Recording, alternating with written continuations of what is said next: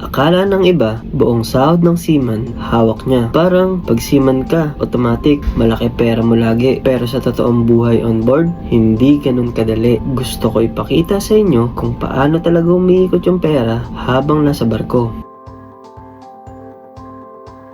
So, sa mga hindi pa alam, sa barko, hindi lahat ng sahod mo napupunta sa iyo agad. May tinatawag na allotment. May video ako tungkol dito. Pwede niyong panoorin yon para mas maintindihan nyo. Pero in a simple terms, malaking portion ng sahod ang napupunta sa allotment. Kaya yung natitira on board, yun yung ginagamit mo habang nandito ka. Sa case ko, after allotment, yung natitira sa akin on board, yun yung pang-araw-araw ko dito sa barko. Hindi siya yung tipong lahat ng gusto mo, mabibili mo agad. Kasi kailangan mo rin consider yung mga gamit mo habang nandito ka. Parang budget mo na rin siya habang nasa barko ka. Una sa pinaka-importanting gamit ng natitira sa akin, yung wifi. Pag nasa CD kami, walang silbi yung SIM card. Kaya wifi talaga ang gamit para makapag-message, makausap ang pamilya, or kahit simpleng update lang. Part na talaga siya ng buhay on board. Parang hindi mo na rin siya option, necessity na siya. Pag naman nasa port kami, doon na ginagamit yung SIM card. Mas stable connection, mas mabilis minsan.